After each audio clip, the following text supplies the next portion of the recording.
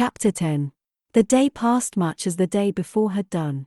Mrs. Hurst and Miss Bingley had spent some hours of the morning with the invalid, who continued, though slowly, to mend, and in the evening Elizabeth joined their party in the drawing-room. The loo table, however, did not appear. Mr. Darcy was writing, and Miss Bingley, seated near him, was watching the progress of his letter, and repeatedly calling off his attention by messages to his sister. Mr. Hurst and Mr. Bingley were at piquet, and Mrs. Hurst was observing their game. Elizabeth took up some needlework, and was sufficiently amused in attending to what passed between Darcy and his companion. The perpetual commendations of the lady either on his handwriting, or on the evenness of his lines, or on the length of his letter, with the perfect unconcern with which her praises were received, formed a curious dialogue, and was exactly in unison with her opinion of each. "How delighted Miss Darcy will be to receive such a letter." He made no answer. "You write uncommonly fast." "You are mistaken. I write rather slowly." "How many letters you must have occasion to write in the course of a year." "Letters of business, too. How odious I should think them." "It is fortunate, then, that they fall to my lot instead of to yours. Pray tell your sister that I long to see her." "I have already told her so once, by your desire." "I am afraid you do not like your pen." "Let me mend it for you." "I mend pens remarkably well." "Thank you, but I always mend my own." "How can you contrive to write so even?" He was silent. "Tell your sister I am delighted to hear of her improvement on the harp, and pray let her know that I am quite in raptures with her beautiful little design for a table, and I think it infinitely superior to Miss Grantley's. Will you give me leave to defer your raptures till I write again? At present I have not room to do them justice." "Oh, it is of no consequence. I shall see her in January." "But do you always write such charming long letters to her, Mr. Darcy?" "They are generally long, but whether always charming, it is not for me to determine. It is a rule with me, that a person who can write a long letter with ease, cannot write ill." "That will not do for a compliment to Darcy, Caroline," cried her brother, "because he does not write with ease.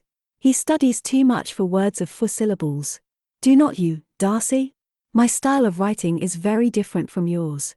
"Oh," cried Miss Bingley, "Charles writes in the most careless way imaginable. He leaves out half his words, and blots the rest. My ideas flow so rapidly that I have not time to express them, by which means my letters sometimes convey no ideas at all to my correspondents." "Your humility, Mr. Bingley," said Elizabeth, "must disarm reproof." "Nothing is more deceitful," said Darcy, "than the appearance of humility.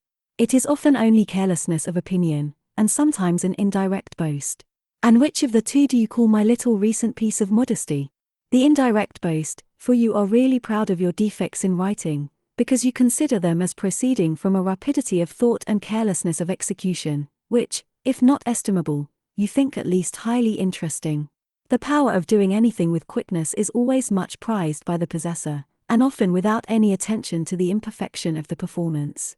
When you told Mrs. Bennet this morning that if you ever resolved on quitting Netherfield you should be gone in 5 minutes, you meant it to be a sort of panegyric, of compliment to yourself, and yet what is there so very laudable in a precipitance which must leave very necessary business undone, and can be of no real advantage to yourself or any one else?"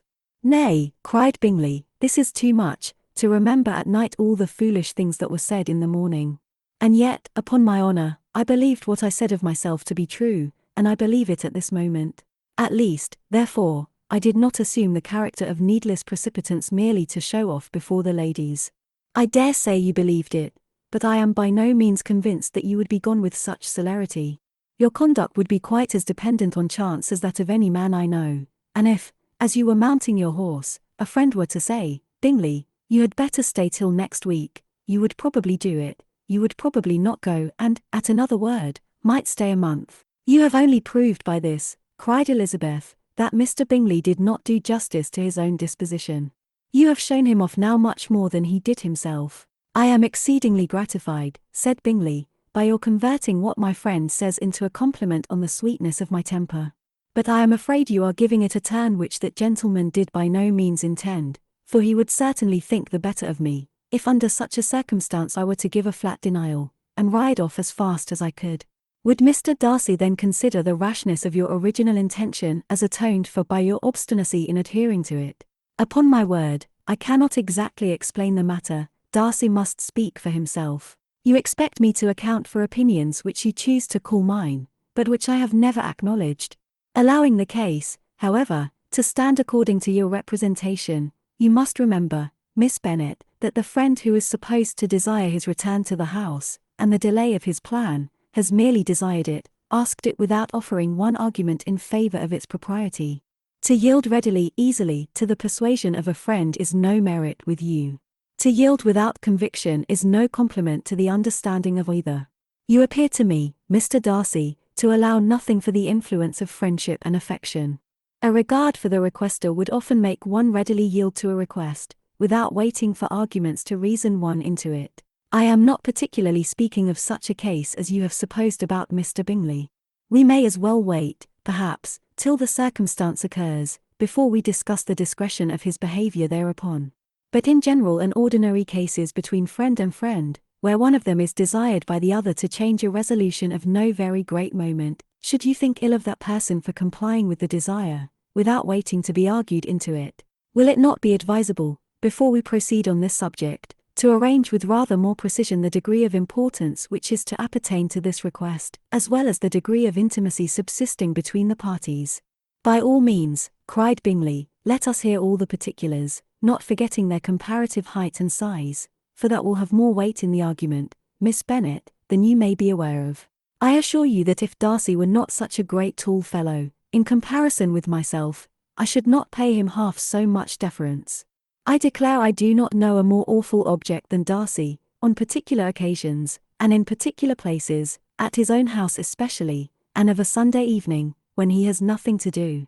Mr. Darcy smiled, but Elizabeth thought she could perceive that he was rather offended, and therefore checked her laugh. Miss Bingley warmly resented the indignity he had received, in an expostulation with her brother for talking such nonsense. I see your design, Bingley, said his friend. You dislike an argument, and want to silence this. Perhaps I do. Arguments are too much like disputes. If you and Miss Bennet will defer yours till I am out of the room, I shall be very thankful, and then you may say whatever you like of me. What you ask, said Elizabeth, is no sacrifice on my side, and Mr. Darcy had much better finish his letter. Mr. Darcy took her advice, and did finish his letter. When that business was over, he applied to Miss Bingley and Elizabeth for the indulgence of some music. Miss Bingley moved with alacrity to the pianoforte, and after a polite request that Elizabeth would lead the way, which the other as politely and more earnestly negatived, she seated herself. Mrs. Hurst sang with her sister, and while they were thus employed, Elizabeth could not help observing, as she turned over some music books that lay on the instrument, how frequently Mr. Darcy's eyes were fixed on her. She hardly knew how to suppose that she could be an object of admiration to so great a man, and yet that he should look at her because he disliked her, was still more strange. She could only imagine, however, at last, that she drew his notice because there was a something about her more wrong and reprehensible, according to his ideas of right, than in any other person present. The supposition did not pain her. She liked him too little to care for his approbation. After playing some Italian songs, Miss Bingley varied the charm by a lively Scotch air, and soon afterwards Mr. Darcy, drawing near Elizabeth, said to her, "Do not you feel a great inclination, Miss Bennet, to see such an opportunity of dancing a reel?" She smiled, but made no answer. He repeated the question, with some surprise at her silence. "Oh," said she, "I heard you before, but I could not immediately determine what to say in reply. You wanted me, I know, to say yes, that you might have the pleasure of despising my taste, but I always delight in overthrowing those kind of schemes, and cheating a person of their premeditated contempt. I have, therefore, made up my mind to tell you, that I do not want to dance a reel at all, and now despise me if you dare." "Indeed I do not dare." Elizabeth, having rather expected to affront him, was amazed at his gallantry, but there was a mixture of sweetness and archness in her manner which made it difficult for her to affront anybody, and Darcy had never been so bewitched by any woman as he was by her. He really believed, that were it not for the inferiority of her connections, he should be in some danger. Miss Bingley saw, or suspected enough to be jealous, and her great anxiety for the recovery of her dear friend Jane received some assistance from her desire of getting rid of Elizabeth. She often tried to provoke Darcy into disliking her guest, by talking of their supposed marriage, and planning his happiness in such an alliance. "I hope," said she, As they were walking together in the shrubbery the next day, you will give your mother-in-law a few hints, when this desirable event takes place, as to the advantage of holding her tongue, and if you can compass it, do cure the younger girls of running after the officers.